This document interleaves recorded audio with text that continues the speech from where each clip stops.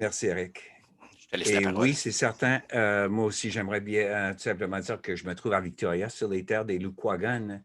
Les Lukwagan, c'est la nation qu'on appelle fréquemment Souk, les Souk, ou des fois aussi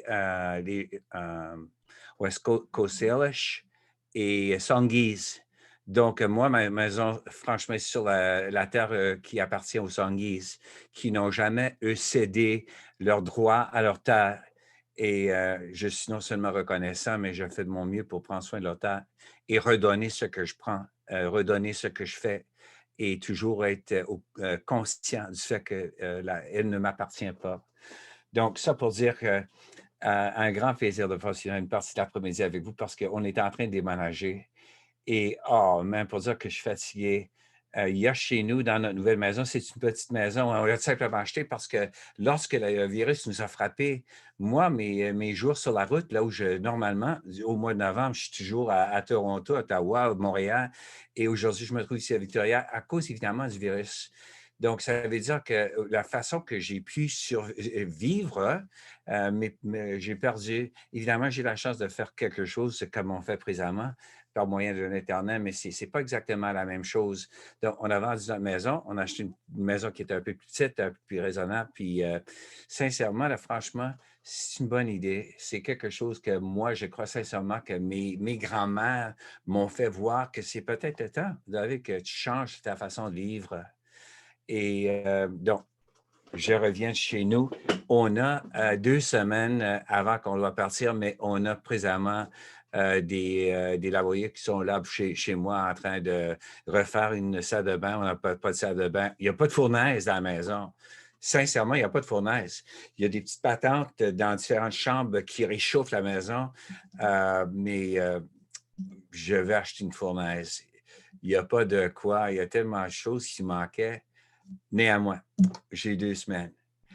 Euh, j'ai avec moi Alice qui, après la longue heure qu'on a passée ensemble, a fait contact avec mon ami qui est un artisan qui fait des flûtes et elle a déjà commandé la sienne, sa flûte. Et Alice, ça me donne plaisir d'être capable de vous dire que j'ai plusieurs flûtes ici que je peux vous montrer, que Steve m'a envoyé et je ne sais pas exactement ce qu'il va faire, mais pour te donner un petit goût de ce que tu peux attendre. Celle-là, par exemple, c'est une petite flûte euh, avec une tête de... Oh, oh, ma femme est là. Non, elle est partie. Ma pauvre Vicky. Avec une tête d'oiseau. Et la flûte est faite en cèdre et dans la clé Do, Ré, Mi, Fa, Sol, La, Ti, Do.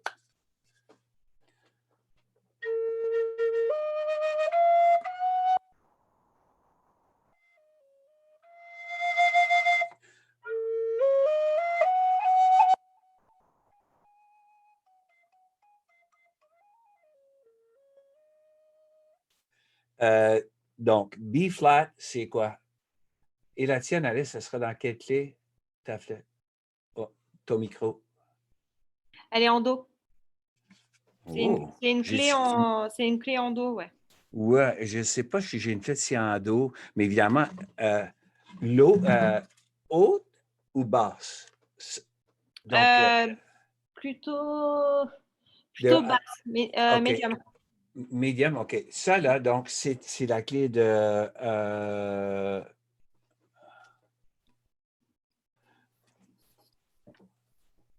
do, mi. Mi, basse.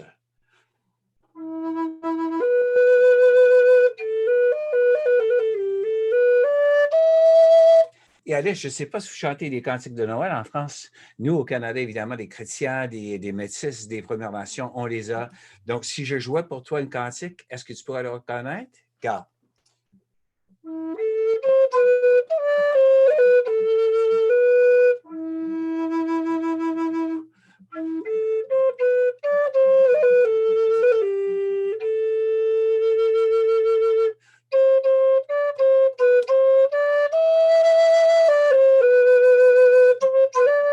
Oui ou non? OK? Je pense que j'ai jamais entendu cette chanson. OK. Celle-là, donc, Euh, attendez, oh.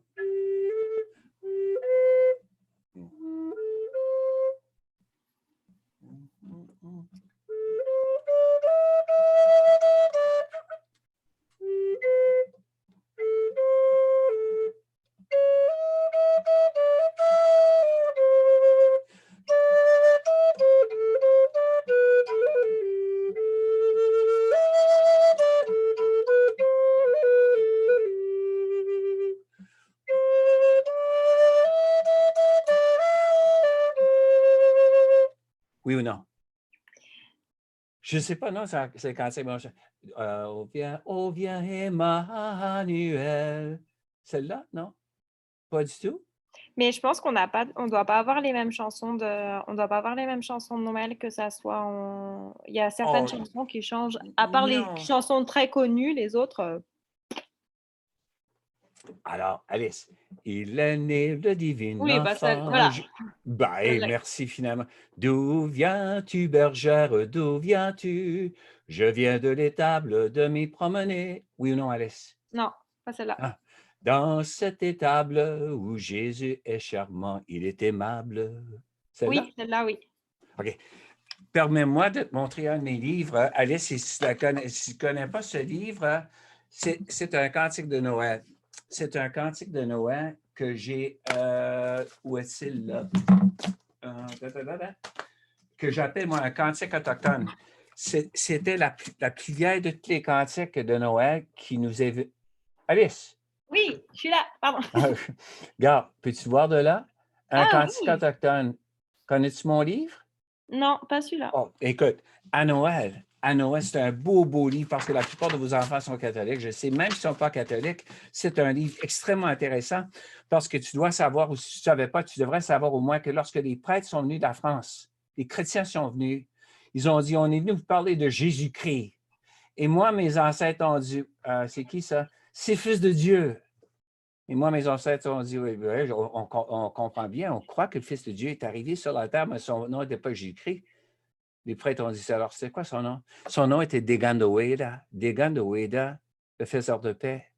Et les prêtres ont dit, intéressant, nous, notre Dieu, notre Jésus-Christ est né d'une vierge. Et moi, mes ancêtres ont dit, ouais. Et sa grand-mère, sa cocomme, était vraiment en colère avec elle. Donc, ils ont essayé, elle a essayé de tuer le bébé 3 fois. Là, tu sais ça, Alice? Non, je savais pas, non. Ah, vraiment, c'est intéressant.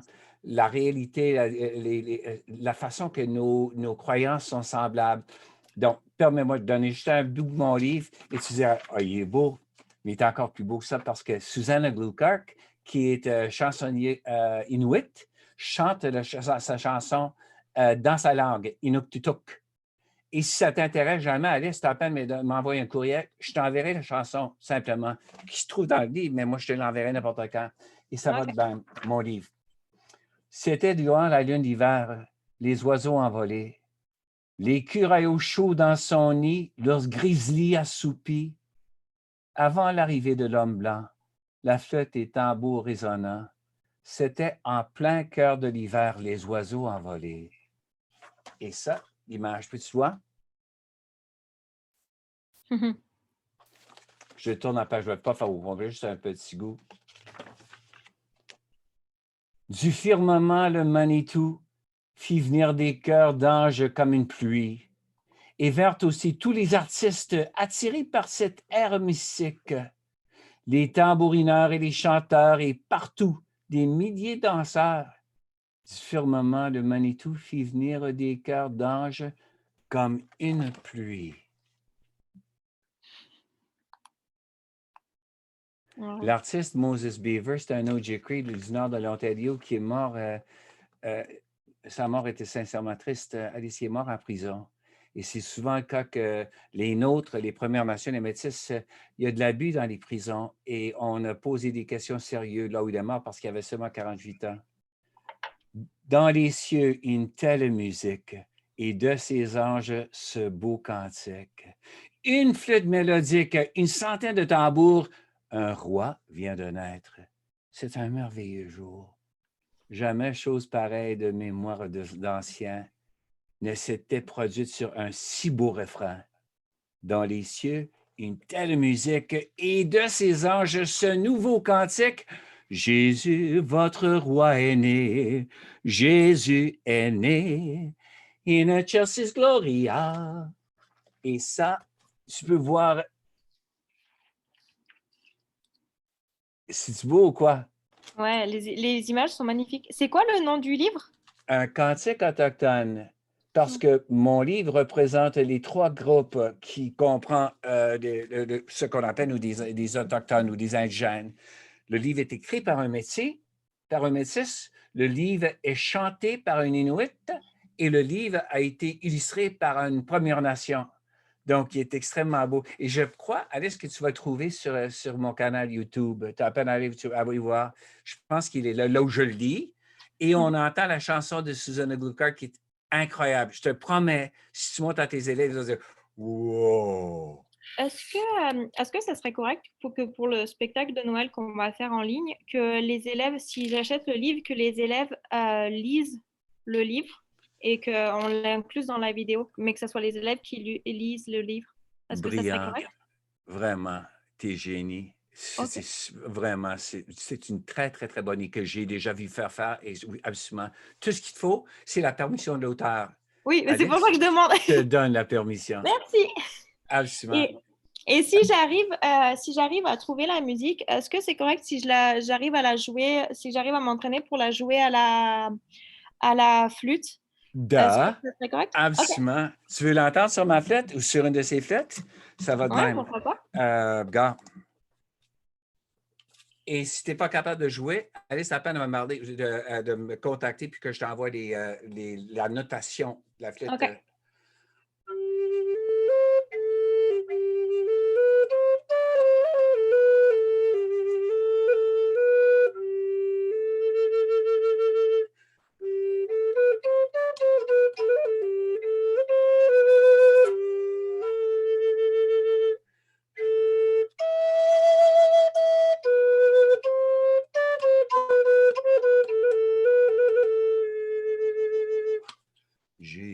Jésus, ton roi est né. Jésus est né. In excelsis gloria.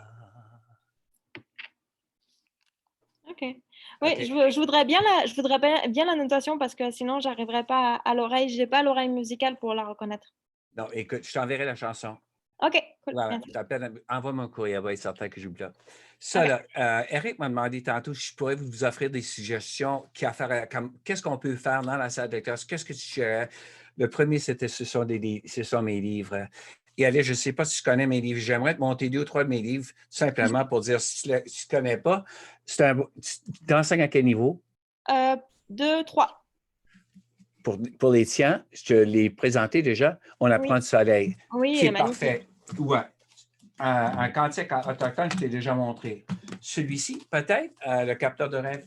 Celui-ci, la plus belle création de Corbeau. OK. Encore une fois, en français et en ojibwe. Et dans mon livre, qui a été illustré par une femme qui est Cherokee des États-Unis, les illustrations sont incroyables. Et les tiens, je te promets, tes petits, j'aimerais beaucoup. Ça, là, par exemple, tu peux Ah voir oui. il est Ah bah ça, beau. le Ah, lion, il c'est est un de leurs animaux préférés, ouais. OK, attends voir le bison, voir.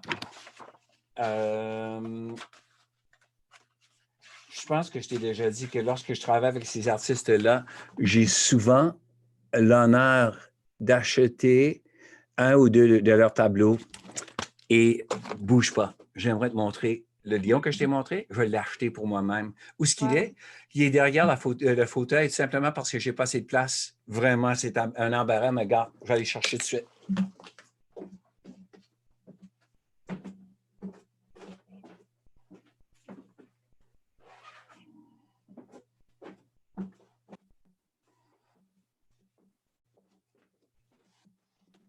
Des fois, hein, ce que je fais avec les originaux, c'est que je les vends à des écoles qui travaillent avec les livres, puis je leur dis, OK, tu veux acheter un original? Regarde, je te le vends, mais gars, celle-là, là, celui-ci, Wow, il est magnifique. il vaut, hein? Ouais. OK. Ça, là, donc, le livre, si tu ne connais pas, la plus belle création de Corbeau. Et Alice, sa plus belle création, c'est nous. Ce sont les humains. Et l'histoire que j'ai ici dedans, c'est que euh, euh, nous, on a été créés après les animaux. On a été créés pour une raison spéciale et je vous la donne ici dedans. Ça, mon livre, Qu'appelle, c'est un livre qui a à faire avec l'histoire créée de la vallée Qu'appelle en Saskatchewan. Et si tu ne connais pas l'histoire, Alice, l'histoire est vraiment, vraiment belle. Et je crois que j'ai assez de temps pour le partager avec toi, avec les images de Michael Lonechild. Michael Lonechild, encore, c'est un cri des prairies. C'est un artiste qui est extrêmement, extrêmement populaire. Ses tableaux s'offrent environ 4 à 10 000 $ chaque. Donc, j'ai eu de la chance de travailler non seulement avec Michael, mais avec son frère. Donc, tu me permets, Alice? Tu es prête? Mhm. OK, une histoire. Si vous marchez dans la prairie, quand le soleil à l'ouest pâlit, quand un vent léger vous caresse, ne vous croyez pas tout seul. Si vous marchez dans la prairie quand le soleil à l'ouest pâlit, si par hasard vous entendez une voix qui semble appeler, soyez calme et attentif. Arrêtez-vous et sans répondre. Tendez l'oreille et vous entendrez une voix qui murmure « Qui appelle? » Plusieurs ici l'ont entendu, portée doucement par la brise. Ceux-ci l'ont entendu, elle murmure « Qui appelle? » Les anciens nous disent que cette voix est celle d'un jeune brave. Ils racontent toute la légende d'un amour profond et sacré. Si vous marchez dans la prairie quand le soleil à l'ouest pâlit, tendez l'oreille et vous entendrez une voix murmure « Qui appelle? »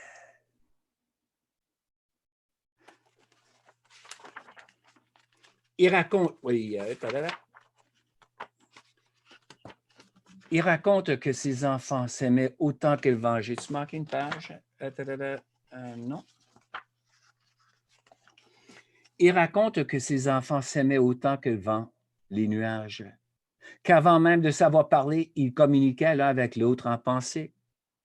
Il raconte comment ces beaux enfants grandirent attentifs aux anciens, apprirent d'eux les coutumes de leur peuple, toutes les coutumes, toutes les traditions.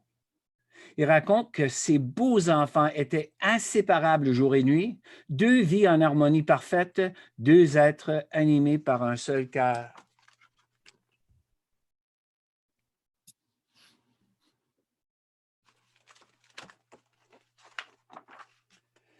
Quand la mort prenait un brave, un homme laissait un descendant. Laissant un descendant, il était coutume pour ses voisins de prendre son enfant par la main. Ainsi, quand Ixive perdit son père, il prit maison chez Witonia. Bien naturel que ses jeunes amis aient leur foyer et leurs cœurs unis. Donc, ça, c'est brave qui est mort et sa petite fille va être placée avec son meilleur ami. Les jeunes enfants grandirent vite et apprirent à s'entraider. Aussi apprirent à partager, à composer une âme unie, unis dans le jeu comme au labeur. De jour en jour, ils grandissaient. Et leur amour s'épanouissait, rien ne pouvait les séparer. Comme une légende de cette amitié portée par le vent dans toute la plaine. Jamais n'avait existé deux êtres pareils. Pour tous les cris, une merveille. Une fille qui avait la force et le courage de deux jeunes braves, fougueux et puissants. Une fille qui dansait et montait cheval aussi bien que tous les garçons de son âge. Ixive aussi se distinguait, un chef fier faisant honneur aux anciens, respecté dans ses moindres gestes et faits, tous ses traits rayonnants de courage.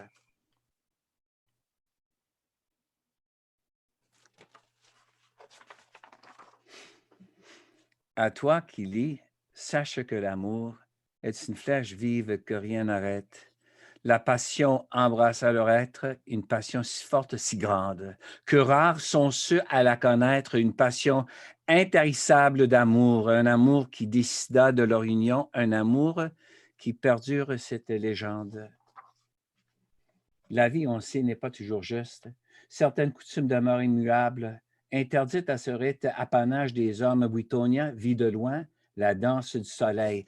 Et je ne sais pas, Alice, la danse du soleil pour un homme, il fallait se faire percer ici. On le pendait par l'arbre jusqu'à temps que ça déchirait ou qu'il perdait conscience. Donc, elle a vu de distance la danse du soleil. Son corps à peine femme se meurtrit de douleur. Quand l'os déchira la chair d'Ixive, il raconte qu'elle emportait les marques. Étrange pouvoir revêtir cet amour. Fière de lui, néanmoins inquiète, sachant que le jour viendrait trop tôt où Ixive, lui, serait appelé à la quitter. Jamais de lui, ils n'avaient été séparés.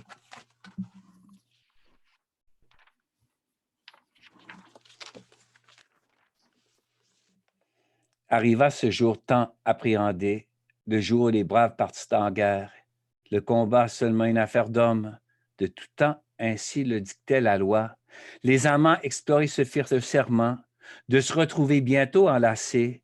Le grand Manito était leur témoin. Ni le temps, ni la distance effaceraient ce besoin.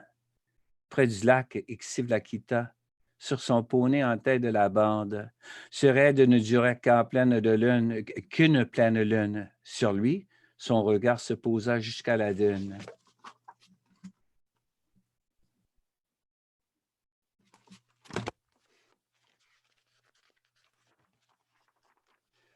Comment expliquer l'amour, la naissance, à celui ou à celle qui a saisi d'y croire? Quel dessein secret pousse la faucheuse à détruire la jeunesse et l'amour florissant? Comment le mal de l'homme séparti du corps demeure ici-bas un bien grand mystère. À peine Ixive s'est éloigné, de fièvre et de chagrin, on trouva Wittonia alitée.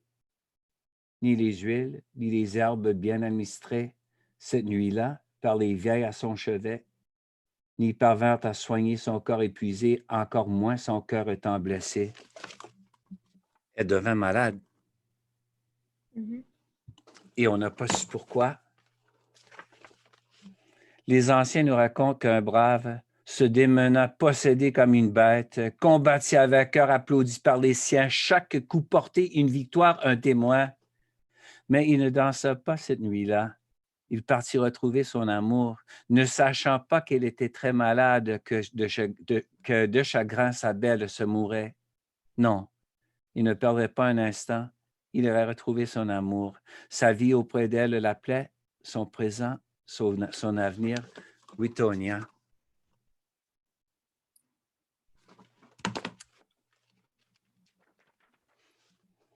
La nuit tombée sur une rive d'un lac, épuisé par des jours de combat, ce sur le sable était allongé quand il entendit de loin une voix. « Qui appelle? » dit-elle. « Je connais bien ta voix. »« J'arrive, mon amour, je ne tarderai pas. » Sur son cheval dans la nuit, il reprit sa course, répondant à l'appel de la voix. Le corps en sueur et les yeux brouillés, de nouveau il entendit une voix douce. « Qui appelle? » dit-il. Mais au fond, il savait, c'était elle, Wittonia, qui l'appelait.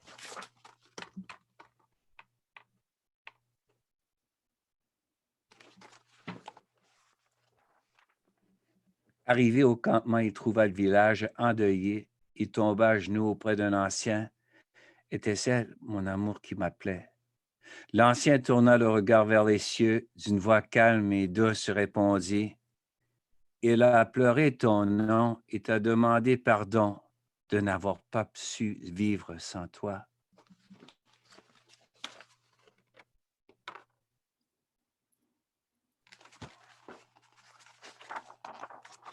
Pendant plusieurs jours près de son amour, Ixive pleura comme un enfant.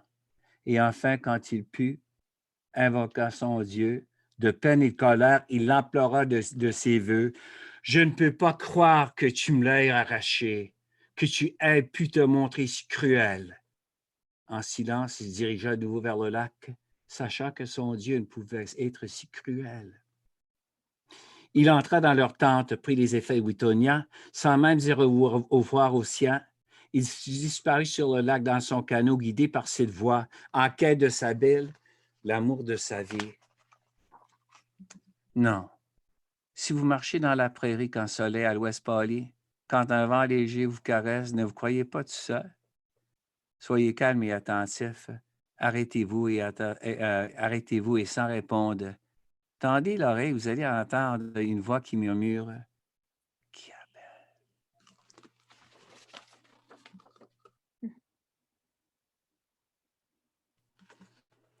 Qu'est-ce que tu penses, Alice? Il est magnifique. Mais je ne pourrais pas forcément le lire à mes élèves, mais il est très très beau. C'est peut-être pour les plus âgés, mais ouais, il est magnifique. Il y a peut-être, tu as peut-être raison. Ce qui est intéressant, qu'après l'avoir écrit, quelqu'un m'a contacté d'un journal, je ne sais pas où, m'a demandé d'où viennent les noms Ixiv et Wittonia. J'ai dit, c'est tout simplement deux noms créés. Et ce n'est pas du tout le cas. Alice, Ixiv, c'est le nom de ma femme écrit à l'envers. Ok. Son nom, elle, c'est Vicky. V-I-C-K-I, Ixiv.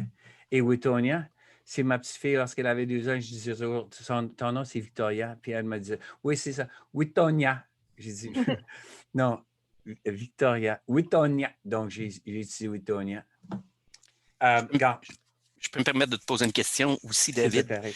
parce que le thème, hein, l'importance et le cadeau de l'alphabétisme, je trouve ça intéressant parce que justement, tes livres permettent de comprendre davantage la réalité, les cultures Ouais. et des Premières Nations. Tu sais, lorsque j'enseignais l'histoire, je trouvais ça intéressant d'exposer aux élèves, et ça peut être utile à Alice, même si je pense qu'en quelle année est-ce que tu enseignes? 2, 2 et 3. 3. 2 et 3. Donc là, on est davantage dans le conte, la musique. Là, je comprends où tu veux t'en aller. Moi, c'était l'équivalent de 8e année, secondaire 2. Ce qui est intéressant, c'est justement quand tu abordais cette difficulté à comprendre la culture des Premières Nations. Moi, ça me rappelle la rencontre, je ne me souviens plus du nom du chef Huron, mais lorsque Champlain l'avait rencontré, il s'était fait appeler père. Pour lui, c'était, bon, enfin, ils reconnaissent mon autorité. Oui. Parce qu'il venait d'un système patriarcal, alors que les Iroquois, c'est pas le père. Le père est un pourvoyeur. C'est les oncles et la famille de la femme. Alors, j'aimerais savoir ton avis. Est-ce que, bon, peut-être pas en 2e, 3e année, je ne suis pas allé si tu connais les relations des Jésuites. Moi, c'est une source que j'employais pour que les élèves puissent voir, regarder l'incompréhension de Jésuites qui viennent comme missionnaires, qui ont sans doute les meilleures intentions du monde, mais l'incompréhension de deux peuples complètement différents. Qu'est-ce que tu penses de ça? On l'a abordé. On l'a OK. abordé. En fait, on a fait le jeu du téléphone. On a fait le jeu du téléphone. Bon, je ne sais pas comment on l'appelle, mais en France, on l'appelle le téléphone arabe. C'est aussi un stéréotype. Mais il disait une phrase et en fait, la personne répétait la phrase et juste avec 10 élèves, il y avait un seul mot. Il y avait un seul mot qui ne changeait pas, sauf que ce mot, il n'était même pas à la bonne place. Donc, en fait, on disait, imaginez, là, vous parlez la même langue, mais imaginez avec deux peuples qui ne parlent pas du tout la même langue, imaginez la compréhension. Comment vous savez? Et puis, on a étudié je ne sais pas si je l'aime, mais on a étudié c'est une gravure de Samuel de Champlain qui arrivait à Québec. Et non, c'est Jacques Cartier. On a étudié une gravure de Jacques Cartier et je leur ai montré, j'ai fait un peu d'histoire de l'art avec eux en leur montrant, regardez où est-ce qu'il est, regardez comment est-ce qu'est sa posture, regardez les autres, qu'est-ce que vous voyez. Et après, je leur ai montré d'autres peintures où justement, ils pouvaient voir, hey, il est au milieu, pourquoi est-ce qu'il est au milieu? Parce que c'est le personnage central. Oui, regardez la peinture, regardez sur Jésus. Hey, Jésus, il est au milieu, il est plus brillant. Oui, maintenant, regardez comment est représenté, on a regardé Michel-Ange, des choses comme ça. Les auteurs, les peintres, sculpteurs ont montré comment était représenté. Et là, ils se sont rendus compte, on me dit, mais en fait, les peintures avec l'œil européen, ils ne représentaient pas, et on présentait pas les nations, les Premières Nations, parce qu'ils étaient cachés, ils étaient sombres, ils étaient nus, ils étaient avec plein de stéréotypes. Et du coup, c'était très intéressant aussi pour voir. Et le livre, là, les enseignements sacrés, il disait, mais du coup, madame, ça respecte pas l'humilité, ça respecte pas ça respecte pas ça. Non, justement. Donc, oui, ils sont jeunes, mais même à 7-8 ans, je trouve qu'ils sont capables ils sont capables à leur niveau, ils sont capables d'analyser une peinture et de dire pourquoi c'est pas normal, le sentiment de justice, d'injustice, ça, ils le connaissent très bien. Surtout à C'est là cet qu'on âge. commence, justement, on commence avec ses enfants à cet âge-là. Hein? Si on attend jusqu'à l'âge de 13 ou 14 ans, c'est trop tard. Oui, il faut commencer très jeune. Et mes parents, j'ai eu la chance d'avoir des parents qui m'ont emmené voyager à droite à gauche et dans plusieurs pays européens. Et ils ont commencé mon éducation à la différence. Enfin, ils l'ont commencé quand j'étais encore plus jeune. Mais je suis allée voir Auschwitz, je suis allée voir les horreurs que Que les les autres natifs, pays ont justement. commis, ouais, que les nazis ont commis. Et c'est pour ça, quand il y a eu le lien, quand j'ai eu le cours sur les Premières Nations, j'ai trouvé beaucoup de ressemblances. Ça ressemblait beaucoup aussi avec les conquistadors espagnols. Et ça, je leur ai expliqué. Ils connaissent la Seconde Guerre mondiale, surtout avec le jour du souvenir qui vient d'avoir lieu. Ils connaissent, donc, on a parlé de la Seconde Guerre mondiale et on a beaucoup qui ont fait le lien avec les Premières Nations. On dit, mais en fait, il y en a beaucoup aussi qui n'étaient pas de leur faute et les Européens ont pris leurs affaires et ont pris leur culture, leurs affaires. Dans les pensionnats, bah, on leur a coupé les cheveux. Ah bah tiens, regarde, c'est comme sur la photo où il y a une personne de confession juive, on lui a coupé les cheveux. Oui. Mais du coup, c'était un peu dur. J'essayais de pas trop les pas trop les pas trop les brusquer sur ça, mais c'est eux qui allaient tout seuls, donc je les guidais pour éviter qu'ils disent des bêtises. Mais c'est vrai que c'est très intéressant et c'est vrai que les livres heureusement, on en voit de plus en plus, mais les livres sur les Premières Nations, ça raconte la réalité je trouve que c'est très bien parce que ça raconte la réalité tout en le mettant sous forme pas de conte, mais plus d'histoire, de littérature jeunesse. Et avec des mots simples, pas trop durs, avec beaucoup de comparaisons. Et je trouve que c'est très beau. Justement, ces histoires sont vraiment, vraiment importantes pour dire qu'on peut les enseigner ou leur aider par moyen d'histoire. Et en partie pour les enfants qui qui sont de racines Première Nation, c'est comme ça qu'on enseignait. Hein? Mhm. On leur contait des histoires et c'était à eux d'apprendre ou de prendre ce s'ils avaient besoin de ces histoires-là dans la vie. Euh, Allez, je ne sais pas si j'avais quelques suggestions à faire. Ça, le petit sac de vie, hein, le petit sac de vie, le connais-tu, ce sac-là? J'en ai entendu parler, oui. Parce qu'ils ne sont pas chers. Si jamais tu avais la chance de travailler avec les tiens, avec tes enfants, puis leur dire, on peut les faire, ils ne sont pas difficiles à faire, mais on peut les acheter presque n'importe où et comprendre que pour les promotions et pour les jeunes, nous, on les utilise comme un sac de vie, un sac on appelle ça aussi des sacs de médecine, hein, de médecine. Donc, moi, mes médecines personnelles, ce sont des choses qui sont plus importantes dans ma vie. Donc, maman, il ne peut pas son anticident. La première dent de ma petite fille est là. L'ongle de mon chien préféré est là.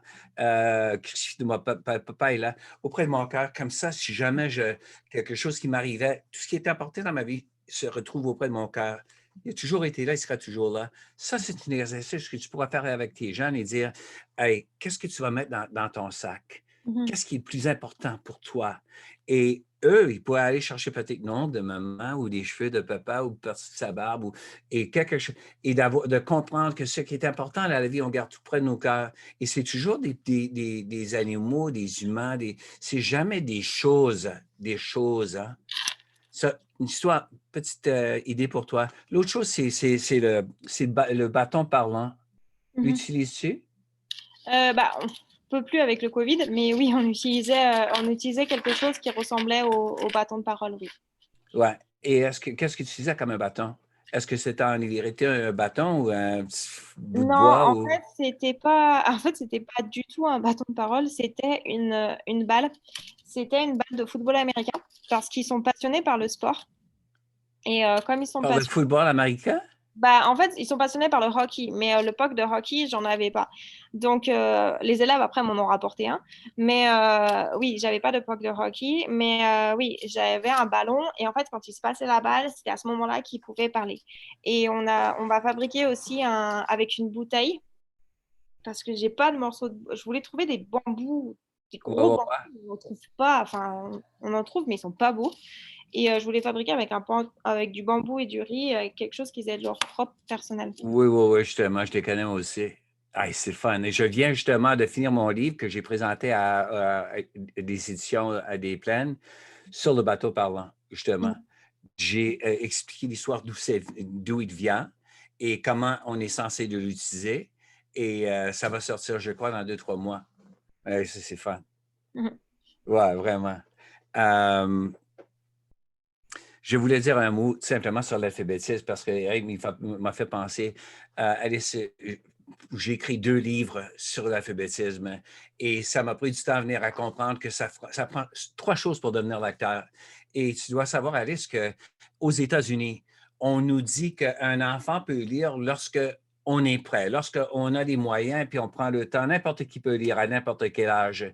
Et c'est pas vrai, Alice. Je sais ça. Justement, Maria Montessori a toujours dit, un enfant va marcher lorsqu'il est prêt, il va parler lorsqu'il est prêt et il va lire lorsque c'est le temps. Lorsque c'est pas ton temps, mais c'est son temps. Et nous, en Alberta, en Saskatchewan, Manitoba, en Colombie, on essaie de leur tester au niveau de 3e et 2e année. Tu devrais savoir, Alice, il y en a plusieurs qui ne sont pas prêts. Il y en a Ah oui, plusieurs j'en ai dans ma classe qui sont Oui, malheureusement. justement. Et ces tests-là, c'est vraiment, vraiment triste de ma part. Lorsque Victoria, ma petite fille, a commencé l'école, elle a commencé avec une lettre de son père, puis j'ai dit, écoute, ma petite fille était lente à marcher, à parler et elle sera lente à lire. Mais elle croit qu'elle est lecteur énorme. Elle a mis 1000 livres dans sa chambre. Son papa lui lit des livres chaque nuit.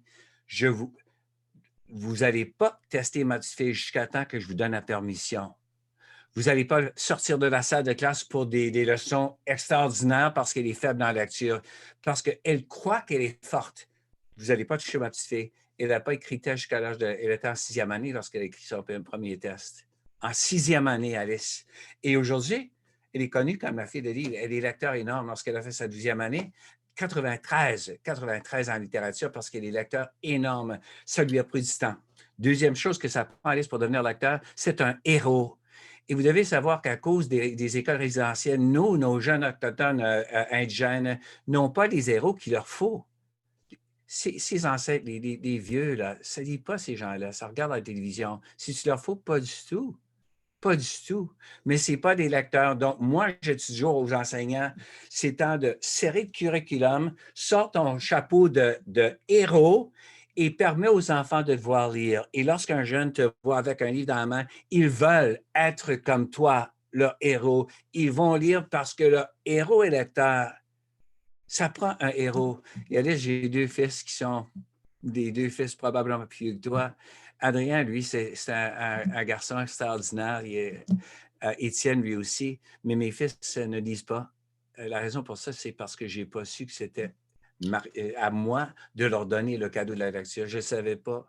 Mais aussitôt, je me suis rendu compte, j'ai changé la vie de qui j'étais, moi, comme papa et ma petite fille. Je suis venu à comprendre que c'était à moi d'être certain qu'elle était lecteur. Donc, du temps qu'elle était dans sa mère, j'ai commencé à lui lire des histoires. Chaque nuit, je lui lisais des histoires avant qu'on se couche. Lorsqu'elle est née, à 1 an, 2 ans, lorsque j'étais sur la route, chaque nuit avant qu'on se couche, je sortais un livre puis je lisais à Victoria. Chaque nuit, jusqu'à l'âge de 15 ans. Et là, j'ai su que c'était à moi la responsabilité. Et nous, comme profs, on sort ce casquette, laisse faire le curriculum, que les jeunes voient lire et qu'on fait de notre mieux pour leur trouver des matériaux qui vont leur intéresser. Donc, ça prend 3 choses. Alice, le temps, ça prend un héros. Et troisième chose qui est vraiment importante, ce sont des livres. Sans livres, ils ne vont pas lire. Mais ce n'est pas simplement des livres. Il y a 2 choses qu'il y a à faire avec des livres. Des livres qui leur incluent, qui sont inclusives. Des livres, ils doivent être capables de se voir dans les livres. Et jusqu'à là, Alice, dans nos bibliothèques, il n'y avait pas de livre avec, où on se voyait comme des indigènes. Ce n'était pas là du tout. Il y a 20 ans, aller voir dans la bibliothèque, il n'y avait pas de livre du tout. Là, on pouvait se voir. Ce n'était pas là du tout. Tout d'un coup, ces livres ont commencé à apparaître. Et si on peut se voir dans un livre, on va avoir envie de comprendre ou de s'inclure dans le livre. Mais ce n'était pas là du tout. Mais finalement, et je dis qu'il y a des auteurs comme moi, là, on est pas mal nombreux. Il y a des femmes et des hommes qui écrivent pour des Premières Nations, pour des Métis, pour des Inuits. On est là. C'est à nous, comme enseignants, de trouver ces ressources et leur donner, leur mettre dans leur main. Ça va leur donner une chance au moins. Donc, les livres doivent nous inclure. Et deuxième chose, les livres doivent être accessibles. S'ils n'ont pas des talents à lire, ils ne vont pas les lire, tout simplement. Donc, tu peux donner Harry Potter à n'importe quel. S'ils n'ont pas des talents pour lire, ils ne vont pas le lire. On doit trouver des livres qu'ils peuvent lire. Donc, Alice, j'ai 74 livres et moi, mes livres, j'essaie de les écrire pour inclure et des livres qui sont accessibles. Donc, j'utilise, moi, autant que possible, un peu de rythme, un peu de rime pour que les enfants puissent lire. J'essaie d'écrire avec des termes, des mots qui sont assez simples, qui ne vont pas les tromper. Et les livres doivent avoir ces deux choses-là. Donc, c'est à nous, comme enseignants, de trouver des livres qui vont là où ils peuvent se voir et qui seront capables de lire. Et j'ai toujours dit que c'est tellement, tellement important. Je ne savais pas, moi, j'ai cru que n'importe qui pourrait lire, qu'on devait trouver un cours ou un jouet, même à Toys R Us, un jouet comme Leapfrog. Je paie pour mon jouet, je leur donne aux petits. Et après un bout de temps, tu vas lire, mais ce n'est pas du tout le cas. Il faut un héros. Ouais. Donc, lorsque j'étais directeur, j'ai dit toujours à nos enseignants, on va prendre 20 minutes chaque jour, puis on va lire. Pas pour que les gens puissent lire, mais pour que les gens puissent voir leur héros avec un livre dans la main, justement. Et moi, si je pouvais recommencer, je ferais ça tellement différent parce que je sais que j'étais un héros à tellement jeune, mais je n'ai pas utilisé ce cadeau ou cette responsabilité de héros. Et j'ai tellement d'élèves qui sont partis chez moi sans être lecteurs. Et j'aimerais tellement que quelqu'un vienne me dire, M. Bouchard, c'est à cause de toi que j'aime lire, à cause de toi. Et Alice, après 28 ans en salle de classe, lorsque et comme directeur, lorsque finalement j'ai quitté l'emploi, j'ai reçu de mes parents une plaque qui dit Monsieur Bouchard, on vous remercie pour avoir donné à nos enfants le cadeau de la lecture. Et c'est ça que je garde dans mon bureau avec moi. C'est pas le mot que notre commission scolaire m'a donné. C'est ce cadeau de lecture. Et je sais que c'est à moi de connaître et d'être capable de partager là. Donc là, je fais des présentations à l'aise aux parents. Je dis aux parents, laisse faire l'école, toi, tu as des responsabilités à tes enfants. Parce que si on ne lit pas, on ne va pas réussir dans la société.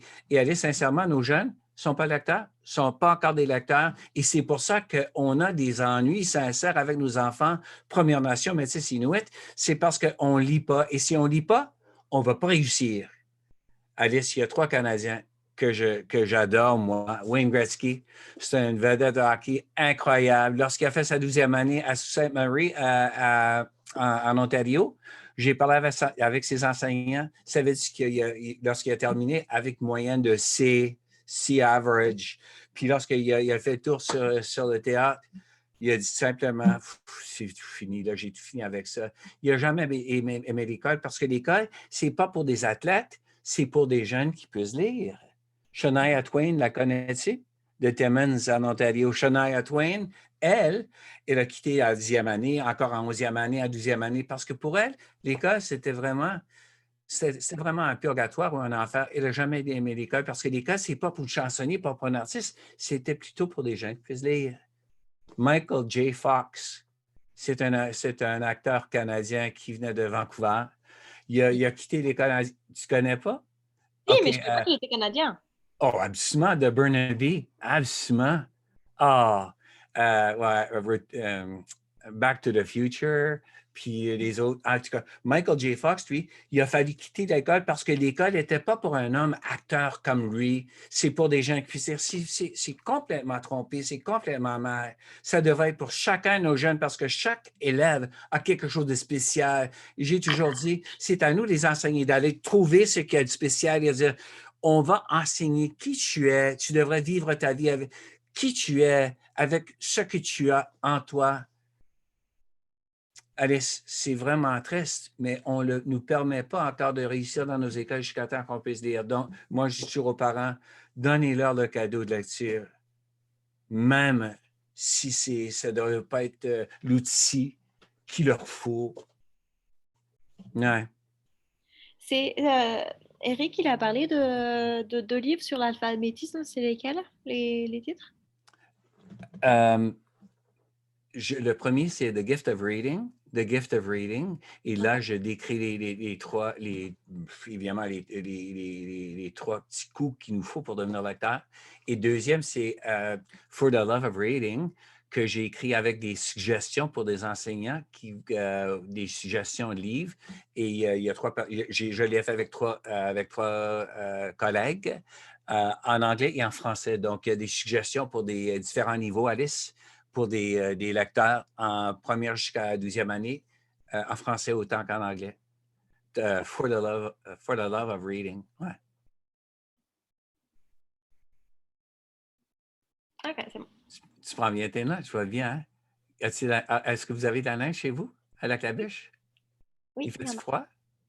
Ouais, ça va. -10, c'est bon. -10, c'est beau, -10. Aujourd'hui, il faisait 12 à Victoria et je disais, oh man, qui fait froid, -10, ça va. Mais la semaine dernière, on a eu -15. Alors, c'est sûr, -10, c'est bon. Ah, je suppose. Ah ouais, je suppose. Et tu l'aimes la neige, hein? T'aimes bien la neige, toi, hein? Ouais. Parce que Sauf vous sur la n'avez pas... route, mais sinon, j'adore. Oui, c'est sûr.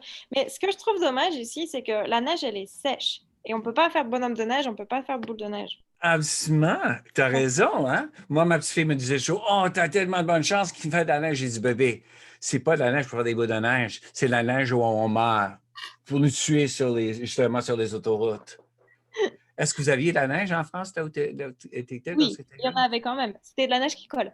Mais oui, il y en avait. Mais pas Il y en beaucoup, avait. hein? Deux, Il y en trois avait. fois par année? Non, il y en avait. Il y en avait peut-être une ou deux fois, mais ça dépendait des années. Des années, ça tombait beaucoup enfin, beaucoup. Tout est relatif par rapport à ici, mais ça tombait entre 10 et 15 centimètres maximum. Et puis des années où ça tombait entre 5 et 10 centimètres. Mais c'était quand même. Je suis pas dans les Alpes, je suis pas dans les montagnes, mais je suis pas loin, donc je suis quand même en hauteur comparé à Oui, d'autres pas endroits vrai. où c'est Ouais. plat, où c'est la mer, comme par exemple Marseille, Paris, Normandie. Dès qu'il Ah, neige, ils savent plus quoi faire. pour vivre deux vies, j'irai vivre dans les villages de mes ancêtres en Normandie. Pour La vivre trois Normandie, c'est vies, très beau, oui. pour vivre trois vies, j'irai vivre à Paris, même avec les Parisiens. OK. As-tu autre chose ou est-ce qu'on va se dire bonjour? Alice, avais-tu des questions ou avais-tu Non, quelque... Non? c'était tout. En tout cas, c'était agréable de faire votre connaissance. OK, mais écoute, Alice, tu m'enverras un courrier pour que je t'envoie la chanson Un cantique autochtone chanté par Susan Ogluka en Inuktitut. Et Alice, je pense, toi aussi, hein? Et lorsque tu reçois ta flûte, je m'attends bien qu'on va communiquer. Va-t'en. C'est la tienne, ta flûte? Oui, mais je ne l'ai pas encore reçue, mais c'est une flûte avec les montagnes et la rose sauvage de l'Alberta. OK. L'artiste ça, on appelle ça, c'est quoi? Là où La elle brûle. gravure, La gravure, c'est je la ça, Nils. connais. C'est Diana, c'est une jeune garde malade qui est belle, ça n'a pas d'allure, puis c'est un talent extraordinaire. Je ne savais pas qu'elle avait travaillé avec lui. Oh! Si, elle a fait ça sur ma flûte. Oh! OK, lorsqu'il se reçoit, tu m'envoies un courriel. D'accord, ça marche.